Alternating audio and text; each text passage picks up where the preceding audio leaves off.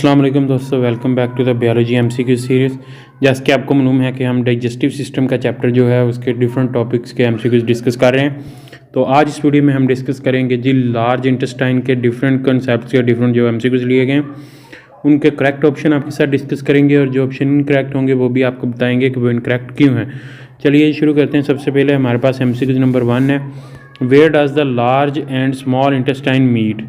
Large और small intestine जो होती है वो कहाँ पर मिलती है? Ileocecal junction, vermiform junction, rectosigmoid junction, caecal junction. तो हमारे पास जो जी लार्ज इंटेस्टाइन का सबसे पहला पार्ट होता है वो हमारे पास होता है सीकम, और स्मॉल इंटेस्टाइन के सबसे जो हमारे पास लोएस्ट पार्ट होता है, एंड वाला पार्ट होता है वो इलियम। तो इलियम और सीकम को जो मिलाएगा वो हमारे पास कहलाएगा इलियोसिकल जंक्शन। तो अल्फ़ा ऑप्शन जो है यहाँ पर हमारे पास जो है करेक्ट है। नेक्स्ट है हमारे पास एमसीक्यू नंबर 2 है, What is the blind sac extending inferiorly about 6 centimetre behind the ileocecal junction? ileocecal junction के पीछे जो है 6 सेंटीमीटर inferiorly एक blind sac जो है वो हमारे पास एक्सटेंड करता है, उसका क्या नाम है? सेंडिंग क्लोन है, ट्रांसवर्स क्लोन है, डिसेंडिंग क्लोन है या फिर सीकम है? तो हमारे पास जो क्लोन होता है उसकी हमारे पास टोटल जो लेंथ होती है वो हमारे पास 1.5 मीटर से लेकर 1.8 मीटर तक होती है, जबकि हमारे पास जो सीकम पीछे डेल्टा ऑप्शन है ये हमारे पास 6 सेंटीमीटर लेंथ होती है इसकी, और ये एक्सटेंड करती है inferiorly behind the ileocaecal junction. तो डेल्टा ऑप्शन यहाँ पर जो है हमारे पास जो है राइट होगा। नेक्स्ट है हमारे पास एमसीक्यू नंबर 3 है, which structure is attach to the caecum and contain many lymph nodules. Lymph nodules होते हैं और अटैच होती है सीकम के साथ। वर्मीफोर पेंडिक्स होती है, असेंडिंग क्लोन होती है, सिग्माइड क्लोन होती है, रेक्टम होती है। तो हमारे पास जो है जी सीकम के साथ जो है नेक्स्ट आगे चल के हमारे पास जो है असेंडिंग क्लोन भी जो है वो अटैच होती है, लेकिन यहाँ पर मैनी नोड्यूल लिम्फ नोड्यूल्स की बात हो रही है और हमारे पास इसका जो राइट आंसर होगा वोल्फा ऑप्शन होगा। वर्मीफोर पेंडिक्स ये हमारे पास 9 सेंटीमीटर की एक वेस्टिजियल ऑर्गन है और इसमें हमारे पास जो है जी डिफरेंट जो है लिम्फ नोड्यूल्स जो हैं वो पाए जाते हैं। तो अल्फ़ा ऑप्शन यहाँ पर जो है हमारे पास राइट होगा एमसीक्यू नंबर 3 का। नेक्स्ट है हमारे पास एमसीक्यू नंबर 4 है, which part of the large intestine is straight muscular tube that begins the termination of sigmoid colon. Sigmoid colon जो है हमारे पास जो यहाँ पर एंड होता है, टर्मिनेशन होती है सिग्माइड कॉलन की, वहाँ पर एक लार्ज इंटेस्टाइन की जो है स्ट्रेट मस्कुलर ट्यूब बिगन्स होती है यानी शुरू होती है। तो उसका क्या नाम है? Ascending clone, transverse clone, descending clone या फिर रेक्टम। तो हमारे पास इलियम जहाँ पर ख़त्म होती है वहाँ से हमारे पास जैसा कि हमें मालूम है हमारे पास सीकम शुरू होती है। हम यहाँ पर इसका जो है फ्लो देख लेते हैं जीआईटी का। सीकम के बाद हमारे पास आ जाता है, जैसे ये हमारे पास यहाँ पर सीकम ख़त्म हुई तो यहाँ से ऊपर हमारे पास जो है असेंडिंग क्लोन जो है वो शुरू हो जाएगा। असेंडिंग क्लोन एसी से इसको डिनोट कर लेते हैं। नेक्स्ट हमारे पास आ जाता है ट्रांसवर्स क्लोन। ट्रांसवर्स क्लोन आएगा, ट्रांसवर्स क्लोन के बाद हमारे पास आ जाता है नीचे डिसेंडिंग क्लोन।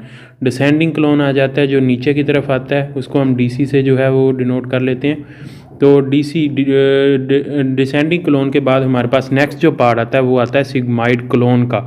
सिग्माइड कॉलन का हमारे पास जो है वो नेक्स्ट आगे पार्ट आता है और उसके बाद जो है आगे हमारे पास ये सिग्माइड क्लोन आ गया। उसके बाद हमारे पास नीचे जो स्ट्रेट जो एक मस्कुलर ट्यूब अटैच होती है उसको हम जो है वो रेक्टम कहते हैं, और रेक्टम के बाद हमारे पास लास्ट जो पार्ट होता है वो एनल कनाल होता है। तो डेल्टा ऑप्शन यहाँ पर जो है राइट होगा, जहाँ पर हमारे पास सिग्माइड क्लोन खत्म होगी वहाँ से हमारे पास आगे रेक्टम है। नेक्स्ट है हमारे पास एमसीक्यू नंबर 5 है, what is the last 2 to 3 centimetre of digestive track called. Last उसने पूछा है, लास्ट जो सबसे एंड पे होगा डाइजेस्टिव ट्रैक का 2 to 3 सेंटीमीटर का पार्ट क्या कहलाएगा? सीकम है, एनल कनाल है, सिग्माइड क्लोन है, रेक्टम है। तो हमारे पास जो जी है सीकम जो है ये हमारे पास सबसे पहला पार्ट है लार्ज इंटेस्टाइन का। उसके बाद हमारे पास कॉलन आता है, कॉलन का लास्ट पार्ट सिग्माइड है, सिग्माइड कॉलन है, सिग्माइड कॉलन के बाद रेक्टम आती है और रेक्टम के बाद सबसे जो लास्ट पार्ट है जीआईटी ट्रैक का, डाइजेस्टिव ट्रैक का, वो हमारे पास एनल कनाल होता है। बीटा ऑप्शन यहाँ पर जो है राइट है। नेक्स्ट है जी हमारे पास एमसीक्यू नंबर 6 है, what is the external GIT tract opening. GI tract opening हमारे पास जो गैस्ट्रोइंटेस्टाइनल ट्रैक की एक्सटर्नल ओपनिंग कौन सी है? एनस है, सीकम है, इलियम है या फिर अपेंडिक्स है? तो एक्सटर्नल ओपनिंग हमारे पास एक साइड से जो है वो माउथ से हमारे पास फूड इंटर होता है और हमारे पास फीसिस जो हैं ये हमारे पास आउटसाइड जो एक्सक्रीट होते हैं वो एनस के थ्रू होते हैं। अल्फा ऑप्शन यहाँ पर जो है राइट होगा। नेक्स्ट है जी हमारे पास एमसीक्यू नंबर 7 है, what is the function of vitamin के। विटामिन के जो है हमारे पास पाया जाता है लार्ज इंटेस्टाइन में, उसका जो है हमारे पास फंक्शन क्या है, nutrient absorption, storage of chyme करवाता है, ब्रेक डाउन ऑफ सेलुलोज करवाता है, या फॉर्मेशन ऑफ फीसिस करवाता है। तो हमारे पास स्टोरेज ऑफ काइम जो है ये हमारे पास स्टोमक में होती है, न्यूट्रिएंट की एब्जॉर्प्शन जो है ये हमारे पास जो है स्मॉल इंटेस्टाइन में होती है, और हमारे पास जो विटामिन के जो बनते हैं वो हमारे पास बैक्टीरिया के थ्रू जो बनते हैं, उनका मेन फंक्शन होता है जी break down of cellulose. Cellulose को ये हमारे पास जो है थोड़ी सी अमाउंट सेलुलोज की जो है वो ग्लूकोज में जो है वो कन्वर्ट करवाता है। वैसे हमारे पास जो है इंटरनल हमारे पास बॉडी में कोई भी ऐसे एंजाइम्स नहीं होते जो सेलुलोज को जो है वो डाइजेस्ट कर सकें, लेकिन जो बैक्टीरिया जीआईटी ट्रैक में पाए जाते हैं वो हमारे पास हेल्प करते हैं, विटामिन के बनाते हैं, और विटामिन के जो है वो हमारे पास जो है सेलुलोज को ग्लूकोज में कन्वर्ट करवाता है।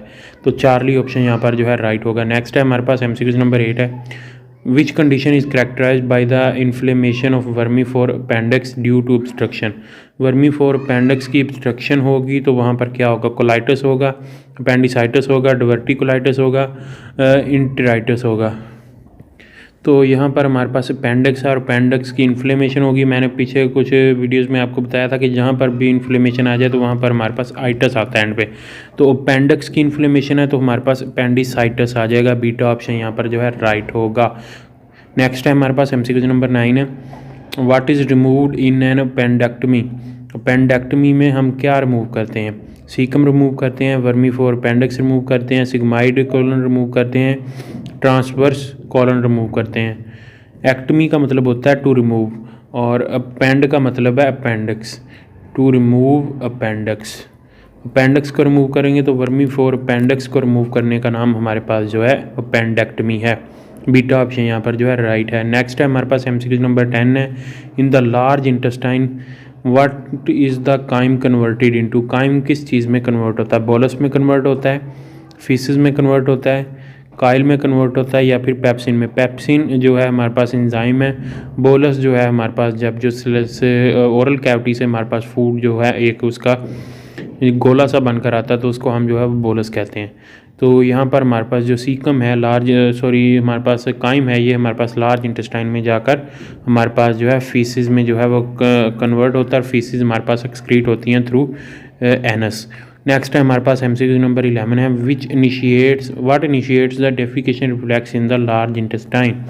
लार्ज इंटेस्टाइन में हमारे पास डेफिकेशन रिफ्लेक्स कौन सी चीज़ जो है इनिशिएट करवाती है, पेरिस्टाल्टिक वेव होती है, डिस्टेंशन ऑफ द रेक्टल वाल होती है, एब्जॉर्प्शन ऑफ द वाटर होती है, या फिर सिंथेसिस ऑफ विटामिन के होती है। तो यहाँ पर हमारे पास जो है डिस्टेंशन ऑफ रेक्टल वाल होगी तो वो हमारे पास डेफिकेशन रिफ्लेक्स जो है इनिशिएट करवाएगी लार्ज इंटेस्टाइन में। बीटा ऑप्शन यहाँ पर जो है राइट है। नेक्स्ट है हमारे पास एमसीक्यू नंबर 12 है, which sphincter is under conscious cerebral control in the anal canal. Anal canal में हमारे पास कौन सा स्फिंक्टर ऐसा होता है जो हमारे पास जो है अंडर कॉन्शियस सेरिब्रल कंट्रोल होता है। इंटरनल एनल स्फिंक्टर होता है, एक्सटर्नल एनल स्फिंक्टर होता है, इलियोसिकल स्फिंक्टर होता है, पाइलोरिक स्फिंक्टर होता है। पाइलोरिक स्फिंक्टर जो है ये हमारे पास स्मॉल इंटेस्टाइन और स्टोमक के दरमियान होता है। इलियोसिकल ये हमारे पास लार्ज इंटेस्टाइन और सीकम के लार्ज इंटेस्टाइन और इलियम के दरमियान होता है। और जो हमारे पास इंटरनल और एक्सटर्नल स्फिंक्टर होते हैं ये हमारे पास जो एनल कनाल में पाए जाते हैं, और इनमें से भी हमारे पास एक्सटर्नल जो एनल स्फिंक्टर होता है ये हमारे पास कॉन्शियस सेरिब्रल कंट्रोल में होता है, और ये हमारे पास जो है जी प्रिवेंट करता है movement of faeces out of the rectum. और जब तक जो है वो हमारे पास सेरिब्रल कंट्रोल इसको इजाज़त ना दे तो ये हमारे पास फीसिस आउटसाइड जो है मूव नहीं कर सकती। तो नेक्स्ट एमसीक्यू बीसी के मतलब है, what prevents the movement of faeces out of the rectum and through the anal opening. कौन सी चीज़ जो है फीसिस को रेक्टम से आउट और through the anal opening excrete करवाती है।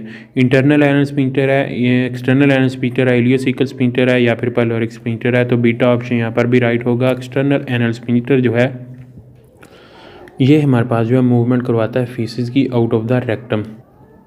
नेक्स्ट है हमारे पास एमसीक्यू नंबर 14 है, what produces gases called flats in the large intestine.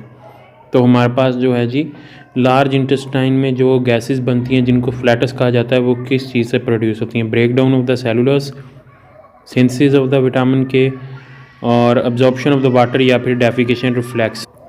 तो हमारे पास जो बैक्टीरियल एक्टिविटी होती है जिसके नतीजे में हमारे पास जो है विटामिन के बनते हैं, तो उस नतीजे में हमारे पास जो है गैसेस की जो है प्रोडक्शन होती है जिनको हम फ्लैटस कहते हैं। तो यहाँ पर बीटा ऑप्शन जो है राइट होगा। Synthesis of vitamin beta option यहाँ पर जो है राइट होगा। तो यहाँ पर हमारे पास जो है तमाम तरह एमसीक्यूज जो है कंप्लीट होते हैं लार्ज इंटेस्टाइन के। उम्मीद करता हूँ दोस्तों आपको वीडियो पसंद आई। वीडियो पसंद आई तो इसे लाइक कीजिएगा, दोस्तों के साथ शेयर कीजिएगा। अगर आप इस चैनल पर नहीं है तो चैनल सब्सक्राइब कर लें और साथ बेल आइकन को प्रेस कर लें। इस वीडियो में इतना ही मिलेंगे एक नई वीडियो के साथ। अपना बहुत सारा ख्याल रखिएगा, दुआ में याद रखिएगा। तब तक के लिए अल्लाह हाफिज़।